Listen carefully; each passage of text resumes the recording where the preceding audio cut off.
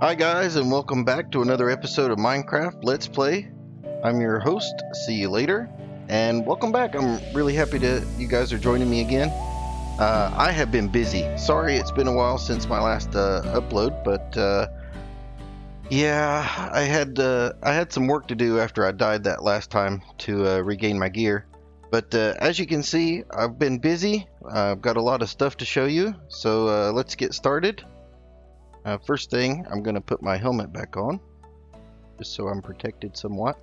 As you can see, I've added to our farm a little bit here. I'm growing melons now, and pumpkins. And I found those while I was mining out down below, doing some strip mining. I ran into a abandoned mine shaft, and I happened to find a chest. There's a spawner down there for spiders. And we'll talk about that a little bit later, because I'm thinking about taking some administrative liberties, and I really could use a skeleton spawner. I really want to get some bones going. I found another skeleton spawner. It's in a faraway location, using some online tools, and I'm going to try to legitimize it somewhat by doing a trade. So I'm going to convert the skeleton spawner to a spider spawner, and then I'm going to convert the close by spider spawner to a skeleton spawner. So that'll be a fun project for us to work on later on. But anyway, yeah, so I found those seeds for the pumpkins and the melons. I started growing those and harvesting them up. Now, one of the things I've been doing is I have Silk Touch on my precision sledge. This is one of the tools that I got after I lost my other ones from my death in the Nether. Swimming in lava doesn't always bode well for your diamond tools with fortune and silk touch. So yeah, I'm silk touching up the melons here, because when you do that, you get the whole melon. If you break the melon with an axe, it'll actually break it and slice it up at the same time, and you'll get the melon slices. So I just find for storage purposes, it's a little bit easier to do the harvesting with the silk touch. So as you can see, I've been doing a lot of farming. I've been keeping up with our animal breeding down there. And yeah, I got a lot of exciting stuff to show you guys this time. Let me get my tools back on. I took all my tools out of my inventory a while ago because I did a little bit of an AFK fishing session. Now, before we get too far into the episode, I want to talk about this thing as well. But before we get too far into the episode, I just want to show you guys that, like I said before, I've been playing Minecraft for many years, and oftentimes the vanilla textures are, they're okay. There's nothing really wrong with them, but they're a little messy. Looking, they're kind of pixelated and things like that. So I want to show you, I finally found a version of a texture pack that I really like. It's called Sortex Fanver. It's my favorite texture pack ever. It's called Sortex Fanver Smooth and Clean. So I just want to take a look around, see the farm, look at some of the stuff here. And then what we're going to do is I'm going to switch over to the other texture pack with you. So just wait right there. And I'll go here to my options and resource packs. And there's my Sortex. Now this is an unofficial version of Sortex, because the official version has not been released for 1.13 yet. It's made by fans, and they have jobs and other things as well. So first thing, I love the font. I really like the button backgrounds and the user interface elements, but check this out, guys. Look at the grass, the trees, the wood, the planks. Look at our house. It's so much cleaner looking and smooth looking. Now, I like this texture pack opposed to some of the others. Just take a look at that texture for the wheat. So nice. So this is a 32 by 32 pixel, I believe, version. So you still get a little bit of pixelation if you're up close, but everything looks so much more smooth. I really like the wood textures. And yeah, so I think for the time being, until they come out with an official version, we're going to stick with that. Now, one of the things that they weren't able to do is, if you notice, the particles are pentagonal, and there's a little bit of cartooniness with the particle effects. The particle effects have changed in 1.13 from 1.12, and it's made it so that the old texture particles from the previous packs aren't able to easily be converted, and all the animals are all able to be converted. However, the horses are changed as well. So if you'll notice, they took whoever made this version of the Sortex took pieces from the I believe it's called Spax BD Craft, and this one is working for 113 with the horses and the horse armor and stuff, but it doesn't really go with the Sortex. But I tried to fiddle with it a little bit, and I think for the time being it'll be fine. We'll just keep the horses and the horse armor with the Spax BD Craft, and we'll have to deal with the pentagonal particle effects. And then once the official version of the Sortex is updated, I'll update to that one. But the majority of everything else comes from the other. Like there's the cactus texture, and I really like it. So I'm going to stick with this texture pack for the time being. Let me know what you think. If you like it, I hope you do. The brick looks better. The crafting benches. Let's go inside real quick and I'll show you that I love the texture for the bed. See how smooth and clean. The chests look great. Furnaces look nice. There's a crafting bench. Looks like a cabinet doors. So yeah. The other thing is a lot of the items in the game, they all have different textures and they just look nice. The feathers look really cool. The bones look like bones. Now, in the last episode, I mentioned a little bit about, so the first thing we're going to go look at is, I said I don't have any slimes, so I can't make a lead, and that's why I didn't want to take the horse out, because it was really difficult to tie the horse up. If you get off the horse, he's going to wander off. I have slimes now, and how do I have 1, 2, 3 stacks of plus of slimes? Well, I'm going to show you right now. So while I was mining, I happened to notice, let's just pop down into our mine shaft here. I happened to notice that while I was mining, I went ahead and mined out a big 3x3 hallway for our main strip mine.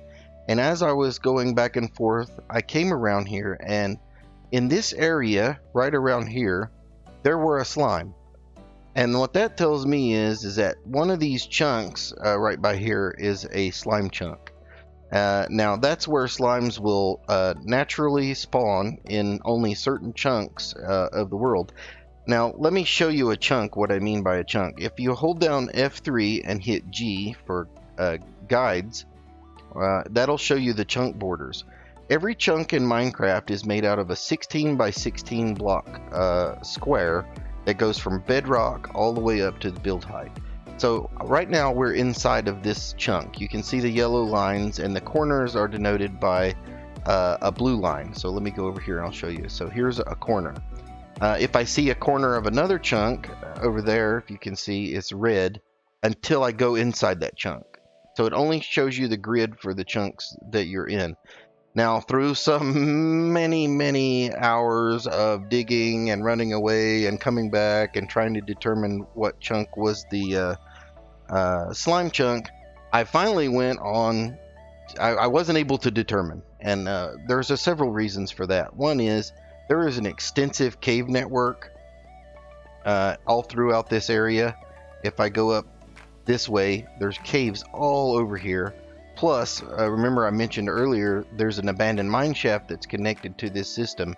So I actually had to go through, clear almost all of that out, light everything up, and then we finally started to get more slime spawning down here. So there is a limit to how many mobs will spawn in your area around you, and if there's too many other monsters and things like that, the slimes just become very rare.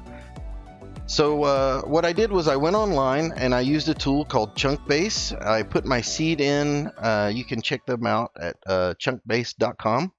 and you can go in there, you can put your seed in, and it'll show you in a grid where your slime chunks are. Even after I did that, I was still not getting slimes, and I thought maybe I'm off by a chunk this way or that way. So I've actually mined out this chunk here, this chunk here, and this chunk here. So after the lighting up everything and going all around, I finally was over here watching. I had to go far back into here so that you're far enough away to allow them to spawn. And I was standing over here, which happens to be, this is exactly 26 blocks. This is 26 blocks away from the edge of that chunk where you see that cactus sticking up there. I stood over here for just a few seconds, and all of a sudden a slime spawned. I ran over with the grids turned on just like you see now and verified that it was in fact this chunk right here. So what I've done is I've done a very, very simple slime farm. And what I did was, so I went ahead and I marked out the corners of the chunk. And in the middle, I dug around, I dug a 3x3 with a sand and put a sand in the middle, stacked up a cactus 3 high with a slab on top. And you can see we have a friend up there. Hey, buddy. Hey, buddy. I think if you look at him and you move, see, I say he's looking at us now. Hi there. How are you? All right. So the way this works, it's really, really simple, and it's not very resource intensive. Now you can see I did have to dig like a upside down. Well, it's not really upside down, but I did dig out like a pyramid shape here. And the reason for that is if you're standing over here in the corner, you need to be able to see the golem. And he needs to be able to see you. So that's our iron golem up there. If a slime spawns in this chunk while we're far enough away, the slimes don't like golems, and the golems don't like slimes. So the slimes will become aggravated towards the golem. And then what they'll do is they'll start hopping towards the golem, and they'll try to fight with the golem, and they'll try to get the golem. And when they do, as you can see, like I'm taking damage right now because I'm hitting this cactus. So they will sit here and literally rub up against this cactus and take damage until they kill themselves. When they do, they drop their slimes, and as you can see, I have hoppers set up here. Now, I'm going to go ahead and dig these up real quick so I can show you how I have them set up. So what I did was, there's one hopper here, and if you can see, it's kind of hard to see, but see, it's right there. It's pointed into the chest. Okay? Then what I did was I pointed this hopper into that one, just like that. Then the next hopper goes into that one, and then that one into that one. And then this one, it doesn't matter. It can go into that one or that one, just like that. And then whenever something drops on here, so I'll just, I don't have anything to throw. I don't want to hit the cactus because it can destroy items. But if I just toss that, see, it disappeared immediately. And no matter what, it falls on any of these hoppers, it'll go around into this main hopper and get shot into the chest. So there's our axe. And you can see, I was just AFK for a little while upstairs doing a little AFK fishing. And look at that, we have almost 3.5 stacks exactly more slimes just from a little while. So this is going to be great. We'll be able to use the slimes for making sticky pistons and slime blocks and doing some other stuff. Now this is not the most efficient slime farm there is. However, it's cheap and it's passive, and I don't have to babysit it. I can be upstairs around in the garden doing things up that way, and and just that golem will be down there attracting those slimes all the time, and we'll be getting our slime balls. So now I'm not worried about slime at all. I made some leads. I took the horse. I went around on our little island. I was able to discover there is 2 villages. We found one in the exploration episode, and then I found another one that was just south of the second desert temple that we found. So while I was in the Nether, I killed a couple of blaze. I went through the fortress in the Nether. This is after I died because I lost all my stuff before. I got some soul sand and some nether wart, and I've made this little nether wart farm here. And as you can see, it's a small one and it's manual, but it's very effective. I can just run by. I just harvested it up. It's 7 blocks, and I got 24 nether wart. Once they're all fully grown, I can just go by, hold down right click, and replant. That gives me 17 left over, and as you can see, just in a short amount of time, I already have a stack and a half of nether wart. So why is nether wart good? Well, nether wart is what's used if you have a water bottle, and I'll just go through and show you real quick. If I take a water bottle or glass bottle and I fill it up with water just by clicking on a source block, I can get water bottles. I can take the water bottles and I can throw the water bottle into my brewing stand. Now you had to get a blaze rod to make the brewing stand, so a trip into the nether is definitely required before you can start this potion brewing process. But I put those water bottles in there, and then I grab 1 nether wart, and in 1.13, and I don't remember which version they introduced it, but in one of the newer versions, 1.12, 1.13, 1.11 maybe, the brewing stand used to not require any fuel. Now it does. You have to put in blaze powder, and when you do, it'll fill up the meter, and then as you brew, the meter will go down, and when it goes empty, it'll use another blaze powder. It's pretty efficient. It lasts quite a long time. So let's go ahead. We'll stick a nether wart in, and as you can see, I get a brewing effect here. Oh, it's storming out. I'm getting a progress bar here, and in just a second, our whoops, that's awkward potion. Water bottle. Okay. Alright, so now our water bottles are now awkward potions. Now, an awkward potion, see, it says no effect. That thunder is kind of loud. Let me go see. Is it nighttime? Yeah, we should be able to sleep and pass the thunderstorm. Let's take a little nappy do. Alright, now it's back morning again. And the weather should be cleared up now. So let's go back down. Now, once you get your awkward potion, this is the base for almost all of the other potions that you're going to want. There's a couple of potions that get brewed right into water bottles, but I've just been making up some awkward potions and storing them up down here. And then what we're going to do is we have to decide what kind of potion we want to make. Now, different items give different effects. So I've got a couple of items to show you here. I've got a magma cream, glistering melon, which is a melon slice that's surrounded with gold nuggets. I've got a golden carrot, which is a carrot that's surrounded with gold nuggets. I have a puffer fish. I have some phantom membranes that I farmed up by not sleeping for a couple of days, and then each night I had 3 or 4 phantoms that were attacking me. Now these are great, so we'll talk about those in a little bit. Also, I've got some sugar here. Now these are the beneficial potions. There's other potions you can brew up with using different ingredients. There's a lot of different potions that are available, and you can go online and find out about those. But one of the potions that I thought would be really good for us for working around in the nether, and I ended up using quite a few of those the last time while I was in, is this potion of fire resistance.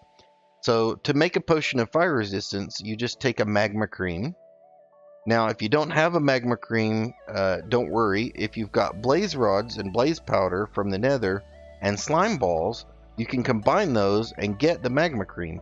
So you don't actually have to kill the magma cubes and get magma creams. They're actually kind of a rare drop, so you'd be looking for those for quite a while.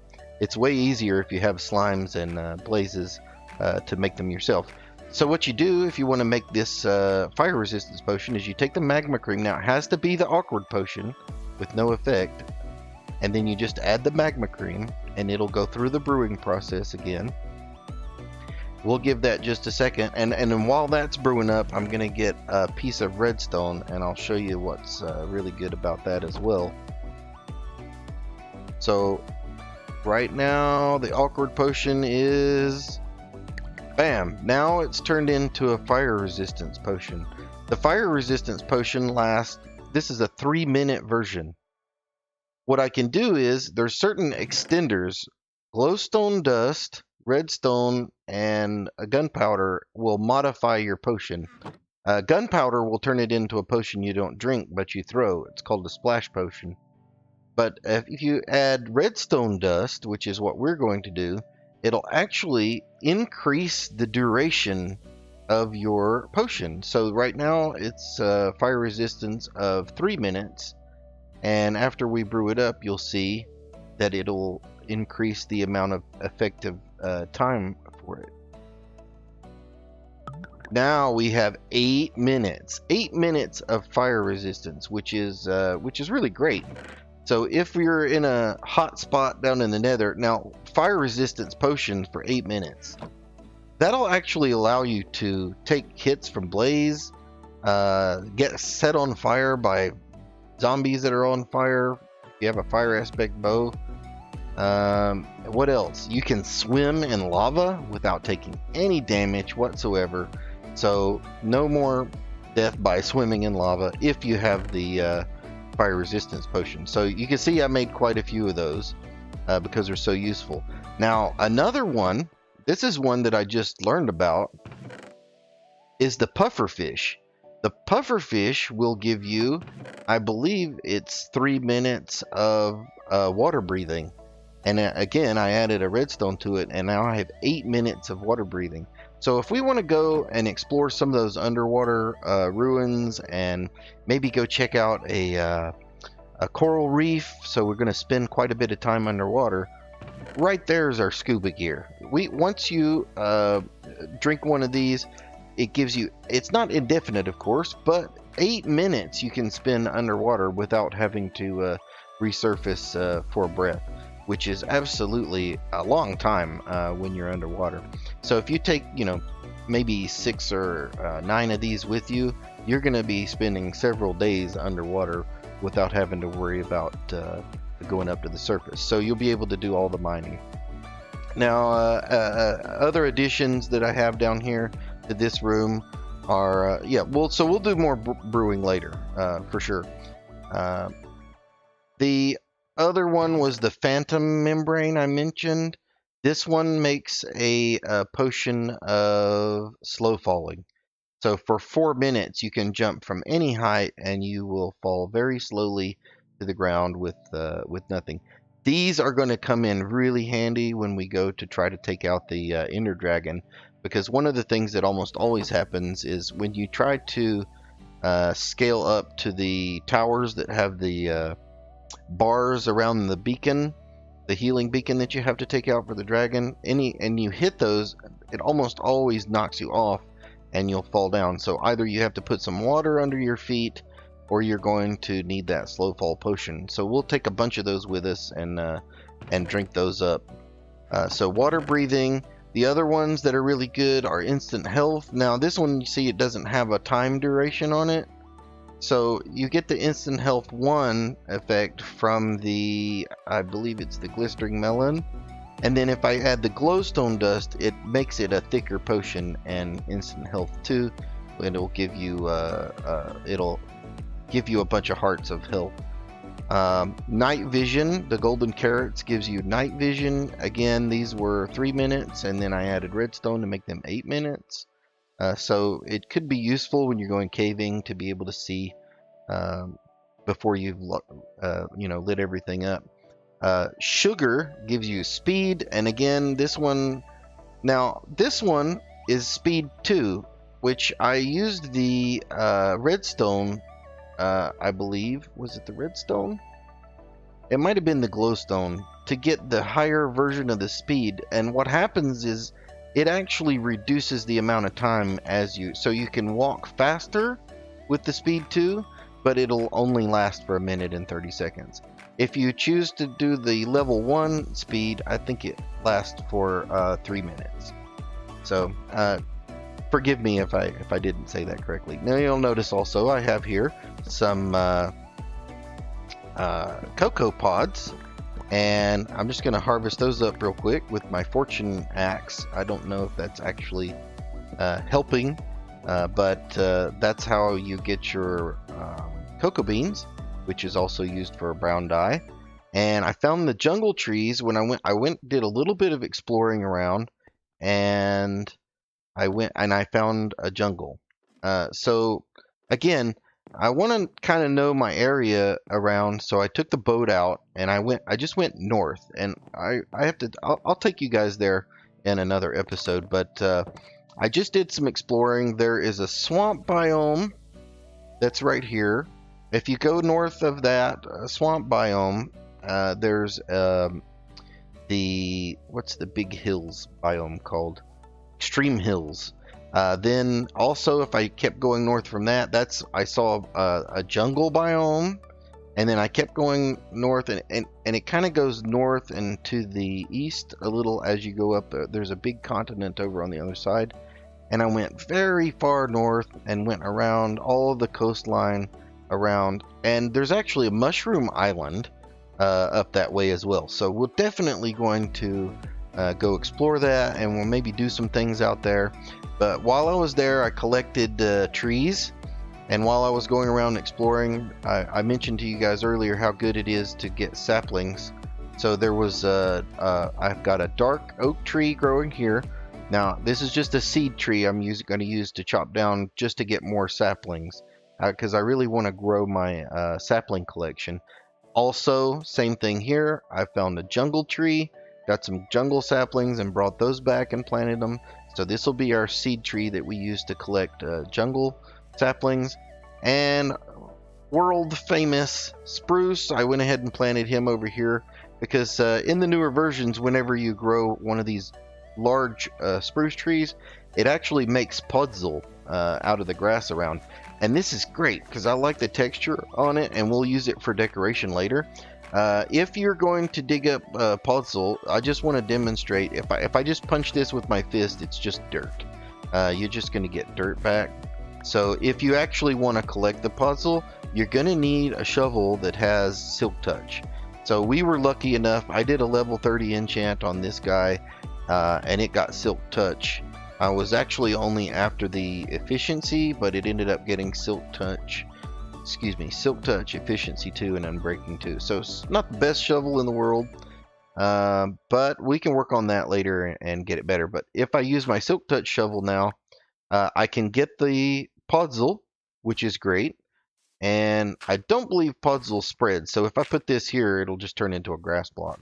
But the other thing that's cool is with Silk Touch is you can pick up grass blocks.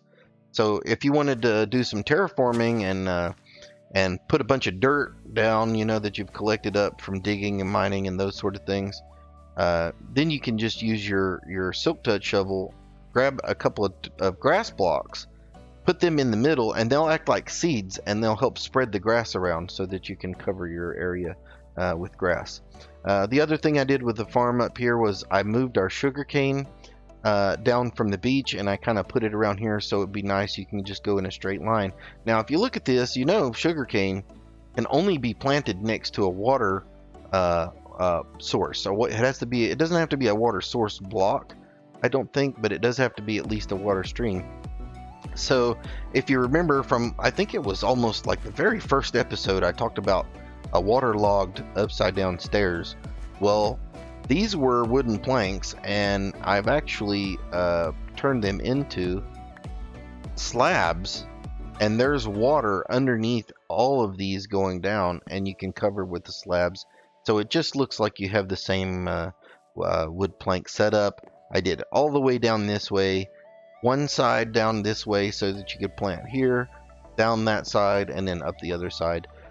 Every time this is fully grown and I go through and harvest it, I literally get a stack and a half exactly of sugarcane.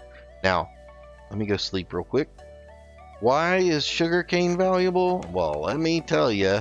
While I was in that village that I mentioned earlier, I happened to come across a librarian. This librarian had a paper trade, so I got some emeralds. You can see we're up to 15 emeralds. I took all the sugarcane that we had, so I actually have no more sugarcane in our stocks anymore. I took all of it with us in a crafting table in the hopes that I would find a librarian, and I did. And so I'm farming up and I'm making all this paper. I was 1 emerald away. Take 16 emeralds on the second trade for the librarian that I found. 1 paper trade away from getting another emerald, 16 emeralds, and 1 book. And the guy sells mending. He has mending books, which is amazing. And I can't wait to get mending on our tools. I'm actually thinking about a project that maybe we'll do next episode, which is I want to build a Nether portal over in the village over there and link it up so that we can go quickly into the Nether here and then pop over and come up at the other village over there. Now, if we do that, what I'd like to do is I'd like to make a little place, maybe a little hut for the guy, so that we have him right here near our house. Because I will continually farm up sugarcane, turn it into paper, and as you can see, I've been working on paper here for that very reason. So all of the sugarcane I've been farming, I've been turning into paper, just so that we can go back and trade with that guy. So there's one other thing that I want to tell you that I did. I spent lots of time in the Nether. Recently, I watched a tutorial video from a guy named Waddles, and he has a great channel. You should go check him out. I'm gonna pop in here real quick. We're gonna try not to die. I don't have any food with me. I'm just gonna show you, and then we'll come right back. Those are usually the famous last words.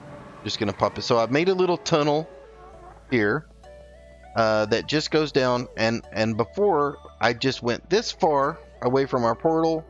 You can almost still see our portal there, and we're in a nether fortress, which is really great. So this is right near the house. I did a lot of exploration around this nether portal.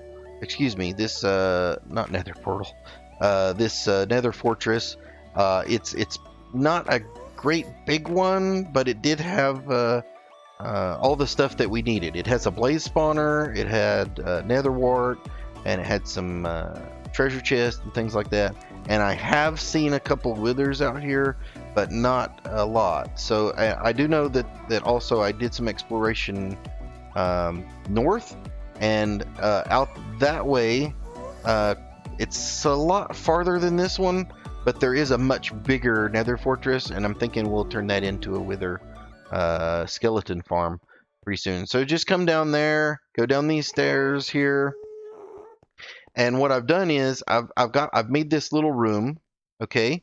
And in this little room there is a place for us to catch blaze. So I used the guy's tutorial, and I'm going to show you how I did it.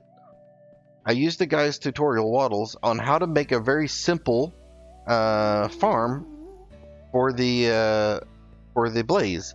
So what you do is basically, as you come near the spawner, you build a room around the spawner that kind of funnels the blaze as they spawn down onto. Now the way this works is those bricks there, each one of those stone bricks has a sticky piston behind it.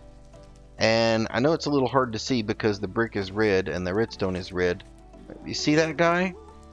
So what happens is they land on the pressure plate. And when they land on the pressure plate, the redstone signal goes into the block that's underneath the sticky piston. That causes the sticky piston to extend, and that whatever's standing on that pressure plate will get knocked off. So as these spawn and then they land on the pressure plates basically just funnel them down, and so it goes from a big hole to a medium-sized hole to it's hard to see down there, but it's a 3x3 hole right down there. See the little smoke particles coming up? That's the blazes down there, and it's going to funnel them down into that little trap room down below. Now it's not 100% effective. As you can see, it's got this lip edge right here. I would have to put another row of pistons, I think, if I was gonna shove them off of there. But even if they're there, I think they're still low enough. You see how they still spawn 4? And he pathed off anyway, so he kind of went with his brothers. So it's not too bad. Sometimes I've seen as many as 5 stuck up here before. If that's a big problem, just kind of, go away and then come back again later. And then you can start the process all over again. So it's a pretty simple design. It wasn't too expensive. I was really happy that I had the slimes because it took, I think, I want to say it took 24 or 48 sticky pistons, I believe, which is quite a bit. But since we were mining out and getting all of our quartz and all that stuff, the repeaters and the redstone, all of that was pretty cheap. I mined a lot of netherrack here, and I actually want to bring these back home because we'll use these bricks for something else. I was going to build more of it out of brick, but I ended up mining out so much of these fortress that we had just so many of the nether bricks. Now, the way this works is you can come down here and you can reduce the... I put another sticky piston right back here that will push a block forward and squish these guys to take some of their health away. But I just do it just for a few seconds, just to reduce their health, so I don't have to spend so much time whacking them with my sword. And then there's a half block over a hopper, and the half block over a hopper, the hopper will still take the items that fall on it. So I can just stand here safely in this little space in between the glass and the half block, and I can just whack a couple of times with my sword. And as you can see, I'm getting blaze rods and I'm getting XP, and I have 45 levels of XP right now, so I really should probably do something with that. I probably could have squished those guys a little bit longer. What I'd really like to do is find out what is the exact amount of time that it would be good to squish these guys, and then make a redstone setup with a pulse extender. And the pulse extender, you can probably set it so that it exactly gives you the right amount of time, and then instead of a lever, you can just press a button, the piston will extend for a set amount of time, and then on its own it'll retract, giving them, you know, very small, maybe even enough health you can just hit them with your fist. So yeah, we just got a bunch of XP there from just that one little thing, and this was empty, I think, if you remember. We just got 35 blaze rods just from that one little batch there. So I had spent some time here. Now you do have to be close to the spawner for the blaze to spawn. So I've made this little AFK space for me up here. As long as I'm standing in this spot, I'm close enough to the spawner that it'll start working again. And if I just stand here for a second, you'll hear more blaze. And you'll hear the pistons going off. You can see them going down right there.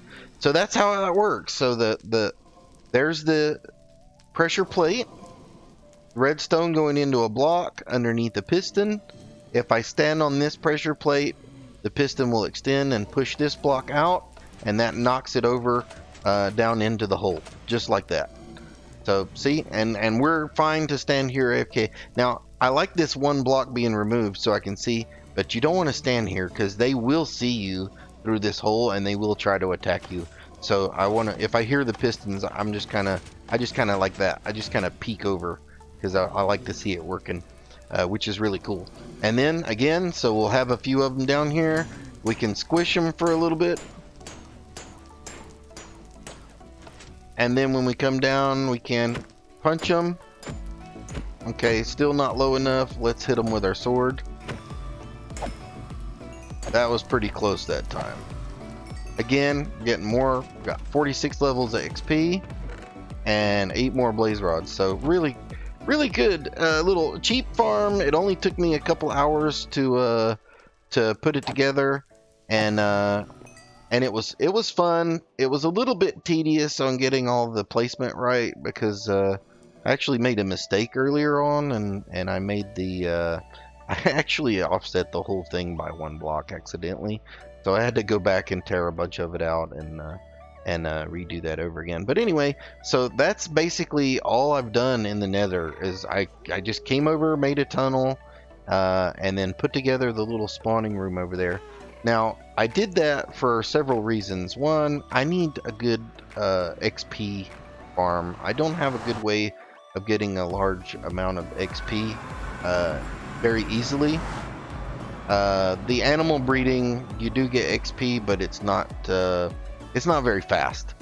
and sometimes I'm a little bit impatient on when I want to do something. And one of the reasons I needed all the XP was because I was trying to replace the tools that we lost when I went for a swim in the lava earlier. So silly me. So as you can see now, these slime balls came from the farm downstairs. I had plenty of slimes for. I've got leads now. I've got slimes for making sticky pistons. Haven't played with slime blocks ever, and there are some really cool stuff you can do with the redstone with the slime blocks. And I hope to be working on some of that soon. So it's nighttime again. Let's sleep. And I think what we're going to do is I'm going to go ahead. I'm going to grab my paper that I have so far. I know it's a little bit early, but I'm going to go ahead and harvest this. I'll get on the horse. I'll ride down to the village. And we are going to try to get us at least one mending book. Maybe we can do some more trades and get two. There's a cleric that does rotten flesh trades. I'll take some of that rotten flesh with me. So come on back in just a minute, and well, it'll be instant for you, but for me, it'll be just a minute. Oh, one last thing before we go. This is the slowest cactus farm in the entire world. I've got 49 cactus. It's only taken me like 3 days of real life days to get not even a full stack of cactus. So if this farm is going to work, you're going to have to expand it and make it a lot bigger. But I think it's pretty obvious what I've done here. You can see there's just glass panes in between the cacti, and if it grows, the glass pane causes it to grow into where there's a block next to it, and that immediately causes it to fall off. I'm wondering if it might be so slow because they're falling into themselves and destroying themselves. Because I know cactuses, if you throw something at a cactus, it'll destroy the item sometimes. Not always, but sometimes. And then, so the cactus, the idea is the cactus will grow and knock itself off and fall down. So there's no redstone. It's very easy, very cheap farm to build. And it's just some sand on top of some slabs with water running underneath into a hopper, and then the hopper goes into here. So it's a little bit of an experiment. I saw something like it. I think Exumavoid or Mumbo Jumbo or somebody, I can't remember exactly. Maybe Wells Knight was doing something like this, and I thought, well, that's really cheap for an early game farm, and it doesn't take up much space, and it's passive. I don't have to actively do anything other than just be in the area and have the area loaded. Alright, so enough rambling about cactus farms. We'll make this bigger later when we need more cactus for something. I don't even know what we're going to need cactus for later on. But in the meantime, join me when I come back, and I'll meet you over in the desert village to the south of here. Alright guys, I'll be right back. Alright guys, we're back, and I'm just coming up on the village now. Let me go back the other way just for a second. And I think you guys can see maybe just up over this way. Yeah. So in the exploration episode that we did a couple of episodes back, there was the desert temple, the second one that we ended up finding when we were exploring. And then I just came down here just south in this desert a little, and we came right up on another village. So the other village on the other side, the Acacia village, was the one where we had the what was it, the blacksmith shop over that way. And then this one does not have a blacksmith shop, and I didn't remember to look while we were there to see what exactly all the trades were. But yeah, so I was I've got this. Here's a cleric, 38 rotten flesh for an emerald. Let's see how many we can do, because I really need as many emeralds as I can get for the other trade, for the paper trade. But I also noticed, okay, that's it for that. We don't have 38 for another. and then he'll take gold ingots for an emerald. That's not bad either. We'd have to do that to unlock his next trade. So I have these villagers here, these ones that are in the green outfits. There's something up with them. They don't trade. There's no trade. So they're duds. They don't do anything. Now, excuse me. This was the first librarian that I found, and I think I mentioned to you guys before. I'm not that well versed when it comes to trading. I actually did this trade for Thorns 3 because I thought that would unlock other trades, but before I actually realized that he already had, I think, all of his trades unlocked after the first one. So I did the paper trades, and then I looked through here, and I actually did this. So it was really dumb. It's a lot of emeralds for something. Thorns 3, I don't really need that. It's not bad. It's good to have thorns on your armor, and you know, if anybody gets close to you, they take damage. But for 16 emeralds in a book, the other guy gives us mending. But in the meantime, I wanna get more emeralds. Let's see how many we can get here. So it's 34. So that's 32. 32. Let me do it this way. 32, 33, 34. So that's 34 each one of these. And I think the other librarian is the same. So this is not the one that has the mending. But we can get 5 more emeralds. So 19, 20, 21, 22, 20, 25. Nope. So we wouldn't be able to get 2 mending books. Not yet. But let's go ahead and get the... let's do some of the trading here. With this guy. Get some more emeralds.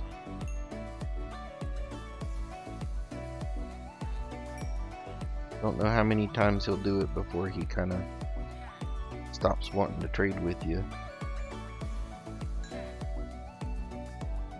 But the other one is his mending is yeah, okay, so that was the last one. Great.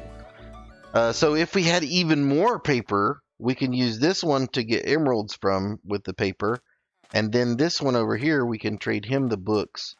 And as you can see, I wanted to make sure we don't lose him. So, oh yeah, and it's nighttime. Let me sleep. I don't want to deal with any zombinos right now. Oh, I think it's too late. I forgot to sleep. Got to pay attention for that. These villagers attract zombies like crazy. And the desert zombies, there's the new, the new desert type zombie. I can't remember what those are called right off. But they actually don't despawn. Yep, here's one now. What are you called? I can't remember. It's like Husk or something, I think, if I can remember correctly. But anyway, so no matter what, even if we have zombies, I've got this guy. Basically, he was standing right here, and I came behind him and I went bang bang, and I knocked 2 blocks down, and I said, excuse me, and I bumped him, and he went down into the little hole, and I built this little protective hut thing around him so that he doesn't, we don't have to worry about losing him. So let's see. So the other one was 34. He's 35 for an emerald. But his second trade is the 16 diamonds for a mending book. I really wish we could have gotten a couple of more. Let's see. What do we only needed? 4 more emeralds.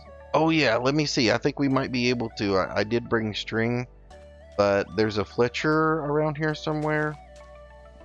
I didn't bother to protect him. 20, 40, 60. We will still not be able to get.